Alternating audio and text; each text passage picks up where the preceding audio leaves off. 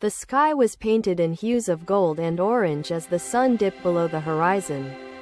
The gentle rustling of the Bodhi tree leaves harmonized with the murmurs of disciples. The Buddha sat cross-legged, his presence a wellspring of calm. His eyes were closed, yet his awareness enveloped the world around him. Each disciple awaited his words, seeking solace and wisdom for their restless minds. A gentle breeze carried the fragrance of blooming jasmine, soothing the heart. The Buddha opened his eyes, and his gaze settled on a young monk. Surya, Surya, the Buddha spoke, his voice resonant like the steady flow of a river. Why do you appear troubled today? Surya lowered his head, reluctant to meet the gaze of his revered teacher. Master, Surya replied, his voice tinged with unease. My mind is restless and relentless in its overthinking. The Buddha's expression softened, and he gestured for Surya to sit closer. Tell me, what troubles your thoughts so deeply? The young monk hesitated before sharing the storm within his mind. Master, I am plagued by doubts about my path, my progress, and my future achievements. The Buddha folded his hands in his lap and leaned slightly forward.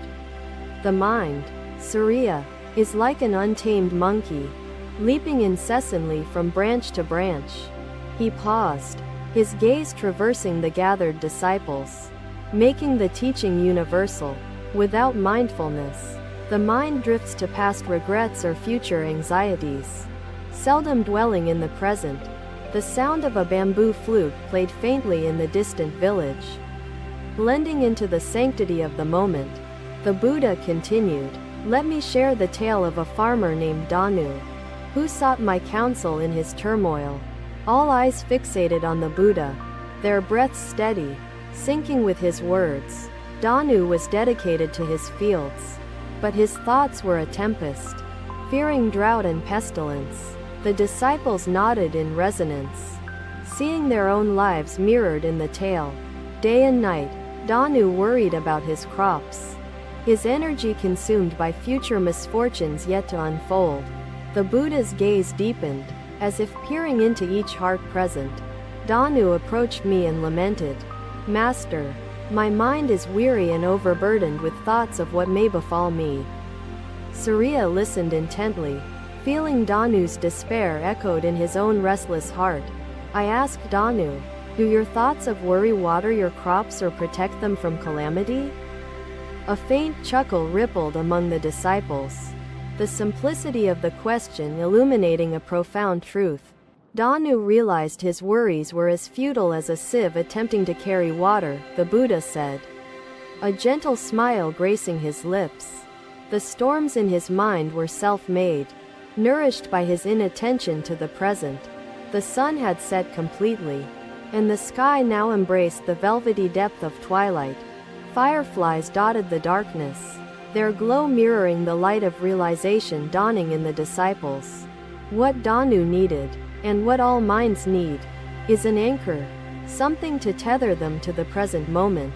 The Buddha closed his eyes briefly, as if inviting silence to underscore his next words. Mindfulness, Surya, is that anchor. It binds the mind to the here and now, dispelling the storms of overthinking.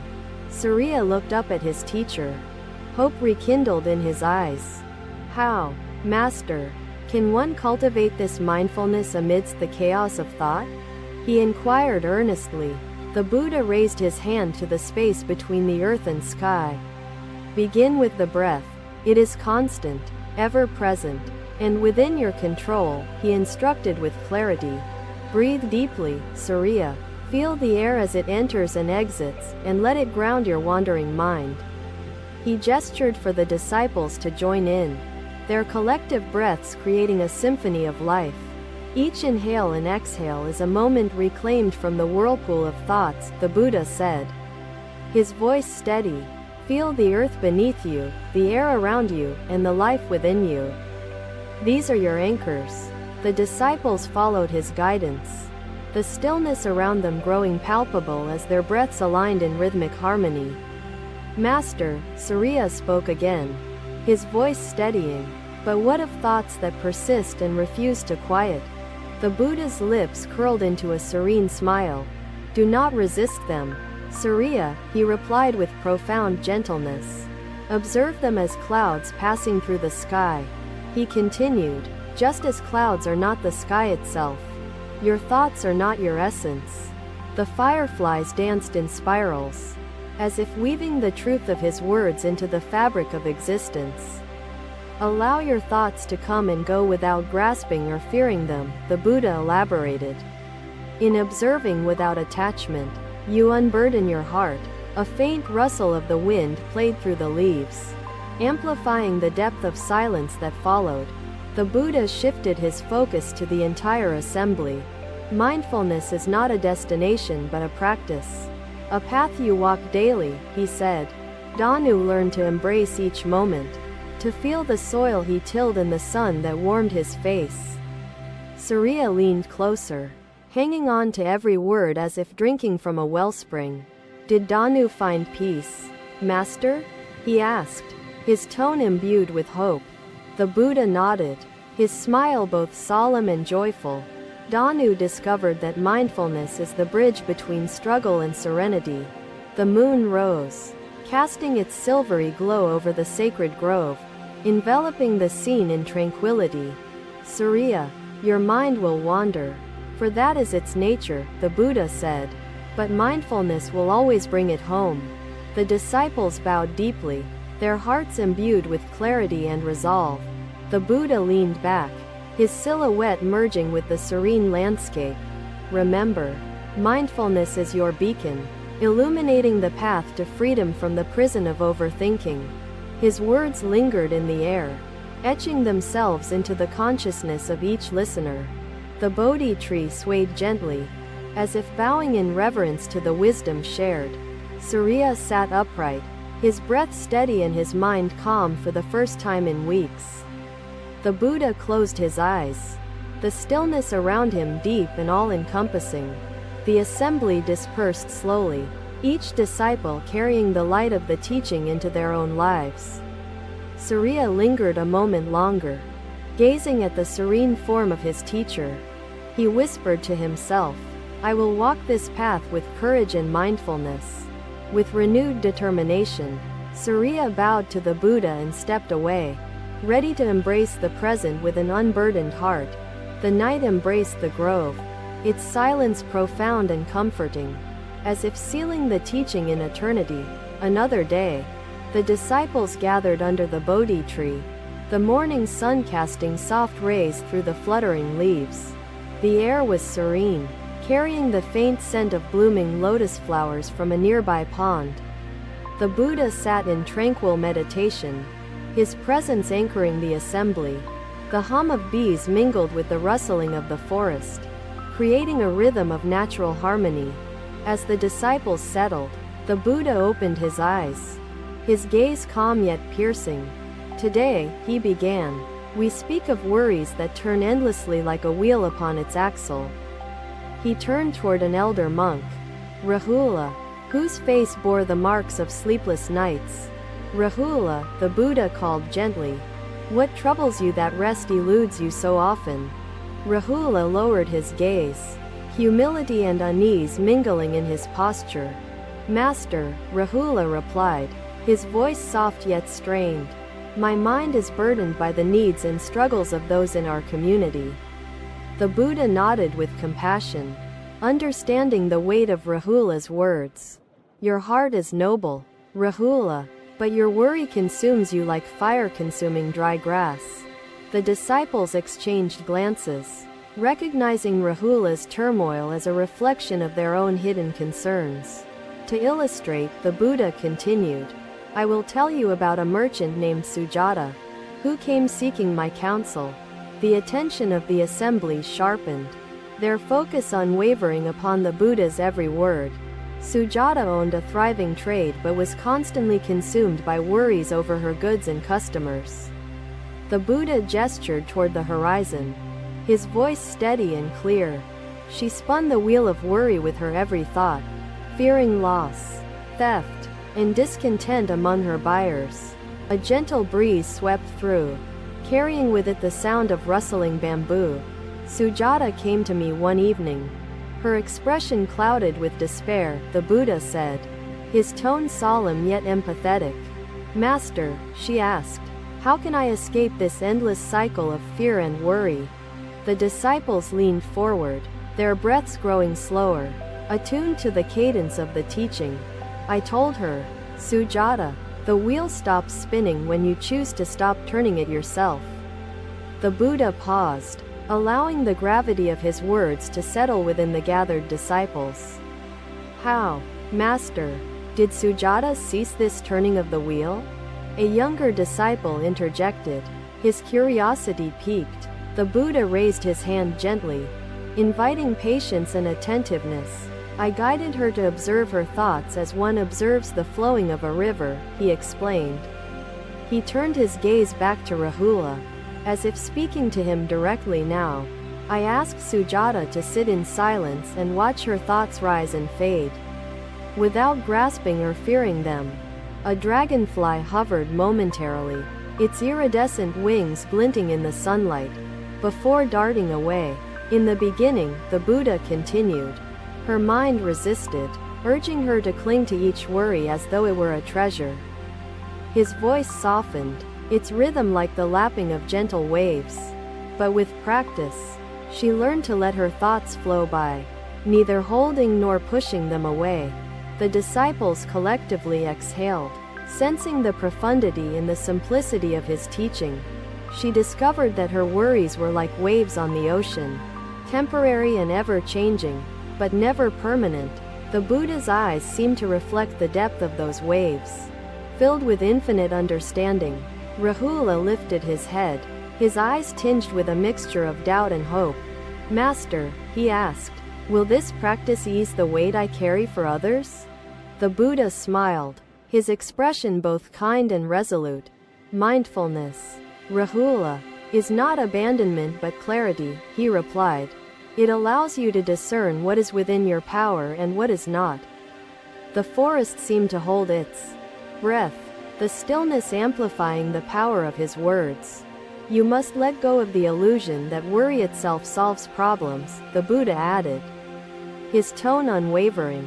As Sujata ceased to spin the wheel, she found strength to act where it mattered most. The disciples nodded in agreement, the wisdom resonating within their hearts. Rahula, the Buddha continued, begin with your breath and the present moment. Be here fully, without scattering your mind in 10 directions. The elder monk closed his eyes, following the Buddha's instruction with a sincerity that moved the assembly. Each moment of mindfulness chips away at the inertia of overthinking, freeing you to live with intention and peace, the Buddha said. He glanced around, ensuring each disciple understood the essence of his teaching. Sujata, he concluded, transformed her restless mind into a wellspring of calm, becoming a beacon for others in her community. The Buddha raised his hand toward the sunlight, filtering through the trees. This same light of mindfulness resides within each of you, waiting to shine. The assembly bowed deeply, their gratitude as profound as the silence that enveloped them. Rahula felt a weight lift from his chest, his breaths deep and unencumbered for the first time in days. The Buddha closed his eyes, his presence radiating tranquility and boundless compassion. The session ended as the forest resumed its gentle hum, a harmonious backdrop to the wisdom imparted. Rahula lingered, silently vowing to tread the path of mindfulness with newfound resolve. The disciples dispersed, their hearts carrying the gift of the Buddha's teaching into their daily lives. Another day, the disciples gathered under the Bodhi tree, the morning sky painted in delicate hues of pink and blue. The grove was alive with the chirping of birds, the soft hum of life embracing the awakening day. The Buddha sat in stillness, his presence radiating serenity and inviting reflection. Each disciple felt the unspoken warmth of his compassion, binding them in a shared silence. The Buddha opened his eyes, and his gaze rested upon Siddharth, a young monk whose face revealed inner turbulence. Siddharth, the Buddha began, his voice gentle yet profound. Why does your spirit seem burdened today? Siddhartha hesitated, his hands trembling slightly as he folded them together in reverence. Master, Siddhartha replied, his voice thick with emotion. My mind is plagued by fear of failure and the judgment of others. A deep stillness enveloped the assembly, each heart resonating with Siddhartha's vulnerable confession. These fears, Siddhartha continued, bind me like chains, hindering my ability to walk the path with confidence. The Buddha's expression softened, his eyes brimming with understanding as he addressed the assembly. Fear, the Buddha said, is a shadow cast by the mind, obscuring the light of truth and wisdom. The disciples listened with unwavering attention, their breaths synchronized with the rhythm of the teaching. To illuminate this truth, the Buddha continued, let me share the tale of a nobleman named Arjuna, whose life was ruled by fear. Siddhartha looked up, his gaze locked with his teacher's, as if drawn by an unseen force. Arjuna excelled in intellect and skill, yet he trembled at the thought of failure. Seeking validation from the world, the leaves of the Bodhi tree swayed gently, amplifying the profound stillness in the grove. Arjuna's life became a storm of overthinking, the Buddha said, his voice as steady as the earth. His fear of judgment clouded his decisions, and his quest for perfection paralyzed his actions. The disciples leaned forward, drawn into the depth of the story unfolding before them. One fateful day, Arjuna sought my guidance. His voice heavy with despair, the Buddha said, Master, he implored, how can I liberate myself from these fears that chain me? The Buddha paused, allowing the gravity of Arjuna's words to resonate within the hearts of his listeners. I told him, fear stems from attachment to outcomes, to approval, to permanence in an impermanent world. A ripple of realization passed through the assembly, as if the words peeled back the layers of their own fears. Arjuna, the Buddha said, was unwilling to release his attachments, clinging to the illusion of control over life's unpredictability. The sun rose higher, its light filtering through the leaves, casting intricate patterns upon the earth. I guided him to reflect on impermanence, to meditate on the transient nature of all things. The Buddha raised his hand, gesturing toward a withered leaf lying on the ground. Just as this leaf was once vibrant, all things are destined to change, he said. In impermanence lies freedom, for when we release our grip on what we cannot hold, we find peace. Siddhartha's breathing steadied as the weight of the Buddha's words anchored him in the present. Master, Siddhartha interjected, his voice steadying, but how does one overcome the mind's resistance to letting go? The Buddha turned his gaze toward Siddhartha, his eyes reflecting the depth of the cosmos. With mindfulness and the middle path, Siddhartha, the Buddha replied, neither suppressing nor indulging your fears, but observing them with equanimity. A dragonfly hovered briefly, its delicate wings shimmering like fragments of sunlight, before darting away into the trees. I instructed Arjuna to sit with his fears, to observe them as one observes the changing patterns of the wind, the Buddha continued. At first, his mind resisted, for fear thrives on attention and battles against stillness. The disciples nodded, the struggle described resonating with their own experiences. Through practice, the Buddha said, Arjuna learned to see his fears not as enemies, but as teachers pointing to his attachments. His voice grew softer, yet each word carried the weight of ancient wisdom distilled into simplicity. In understanding his fears, he loosened their hold and began to act not from fear, but from intention. The grove grew quieter, the sounds of the forest receding into the periphery of the teaching's resonance. Arjuna embraced impermanence, finding courage in the knowledge that even fear itself is transient, the Buddha said. This courage empowered him to walk the middle path, balanced and free from the chains of overthinking. Siddhartha lowered his head, gratitude filling his voice as he asked, Master, Can such liberation truly be found? The Buddha smiled, his expression imbued with compassion and certainty. Siddhartha, liberation is not distant. It resides within you, waiting for your awareness to awaken it. He gestured toward the sky, where a flock of birds flew in harmonious unison. Observe the birds, the Buddha said. They neither overthink nor resist the wind. Yet they soar freely. His words lingered, their simplicity weaving profound clarity into the hearts of his disciples. The middle path is not about eliminating fear entirely, the Buddha continued, but transforming your relationship with it. The disciples bowed their heads slightly, the weight of the teaching settling into their consciousness. Siddhartha, the Buddha said, addressing the young monk directly, your mind will wander, and fear will arise, but mindfulness will always guide you home. Siddhartha closed his eyes, his breath deepening as he embraced the wisdom of his teacher's words. The Buddha leaned back, his form a silhouette of peace and presence against the backdrop of the rising sun. Remember, the end of overthinking is not a destination but a journey of mindful living, he concluded. The disciples bowed deeply, their gratitude unspoken yet profound. As the teaching etched itself into their hearts, the grove returned to its natural rhythm, the symphony of life resuming as the disciples dispersed. Siddhartha lingered, gazing at the serene form of his teacher. His mind steadied and his heart lightened. With newfound determination, he bowed to the Buddha and stepped away, ready to face the world with courage and mindfulness.